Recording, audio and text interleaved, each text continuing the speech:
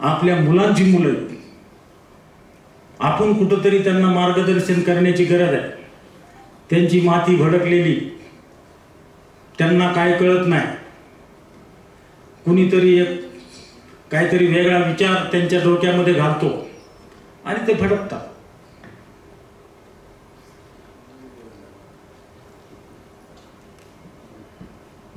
आपल्याला ज्यावेळेस कॉलेजला वेगवेगळे वक्ते गॅदरिंगच्या टायमाला आणले जायचे, त्याच्यामधून आपल्याला काहीतरी मिळायचं. काय मिळायचं तर शैक्षणिक मिळायचं. तुमच्या जीवनाचे काहीतरी वाटचाल योग्य दिशेने होईल अशा दृष्टीने त्या लेक्चरमध्ये दम असायचा. पण आता काही बरेच वक्ते आहेत, काय नाही, येणार कुठल्या तरी जातीवर बोलणार, धर्मावर बोलणार आणि वेगळ्या मार्गाने विद्यार्थ्याला घेऊन जाणार. आज कर्जत तालुक्यामध्ये मला सांगा, नार्कोटिकचं प्रमाण वाढलेलं आहे, ही मी स्वतः पाहिलेला.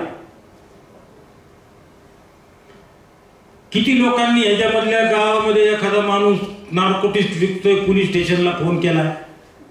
मला वाटतं एकाने सुद्धा केला नसतो. का करत नाही? तुमचाच मुलगा, तुमचाच नातू त्याच्यामध्ये बर्बाद होणार.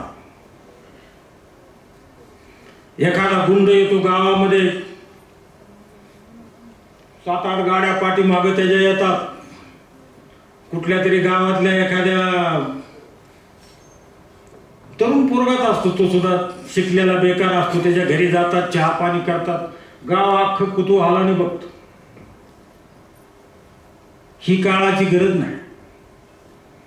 काळाची गरज ही आहे की एखादा गुंड माणूस जर आपल्या गावात येतो, त्यांनी कुठंतरी फायरिंग केलेली आहे, त्यांनी कुठंतरी एक्स्टॉर्शन केलेलं आहे, त्याच्यावर तो पैसे कमवतो आणि गाड्या घेऊन फिरतो, गावात येतो, आपल्या गावातल्या 2 पोरांना 4 पोरांना डझनभर पोरांची माती भडकवतो.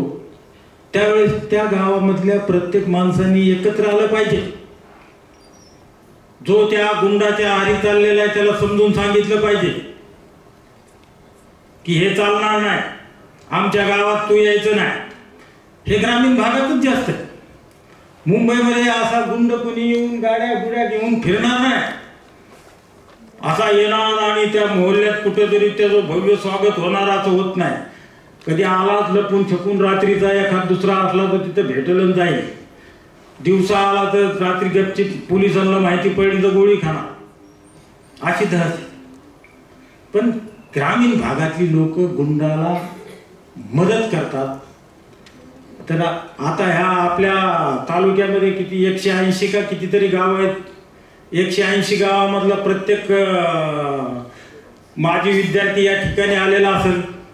त्या प्रत्येकाने ठरवलं पाहिजे की आपण गावामध्ये अशी चळवळ निर्माण केली पाहिजे. आपला नातू गुंड करायचा आहे का? आपला मुलगा गुंड करायचा आहे का? हे त्यांनी विचार केला पाहिजे. तरच नाही तर इथून पुढं तुमची मुलं नातू हे गुंडांबरोबर फिरतील, गाड्या घेऊन फिरतील. गुंड त्यांना काहीतरी कुठं जेवायला घालतील, दारू प्यायला देतील, त्याच्यामध्ये ते मस्ती करतील आणि तुमची प्रॉपर्टी विकून खातील, एवढं लक्षात ठेवा. त्या दृष्टीने आपण रयत शिक्षण संस्थेचे विद्यार्थी आहे. रयत शिक्षण संस्थेचे माजी विद्यार्थी कर्मवीर भाऊराव पाटलांनी, दादा पाटलांनी आपल्याला काहीतरी एक वेगळा संदेश दिलेला. डॉक्टर बाबासाहेब आंबेडकरांनी एक वेगळा संदेश दिलेला. महात्मा गांधींनी वेगळा दिलेला. महात्मा फुलेंनी वेगळा दिलेला. ते आपल्या आचरणात येत. आपण ठीक आहे, आपण प्रत्येक वर्षी या ठिकाणी भेटणार आहे, मेळावा घेणार आहे, कविता सादर होणार आहेत, हसी मजाक होणार आहे. पण आपण आपल्या गावामध्ये, आपल्या समाजामध्ये काय चाललंय ह्याच्याकडे डोकावून कधी पाहणार? आम्हाला माहिती एका माणसाने केलं त्याचं नाव कळालं तर तो म्हणतो मी कशाला करू, मला उद्या तो दोष देईल. तसं नका करू.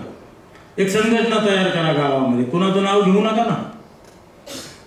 त्या संघटनेच्या माध्यमातून तुम्ही सांगा ना ह्या गावामध्ये असं असं चाललेलं आहे. धार्मिक तेढ निर्माण करणाऱ्या माणसाचं कळवा. असं होता कामा नये. ह्या दृष्टीने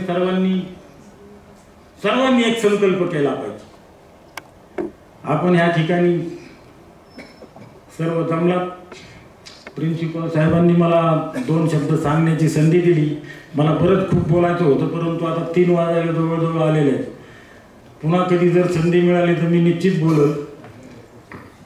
आपण आपल्या सगळ्यांना पुन्हा एकदा दीपावलीच्या हार्दिक शुभेच्छा. एवढं बोलून मी माझे 2 शब्द सांगतो.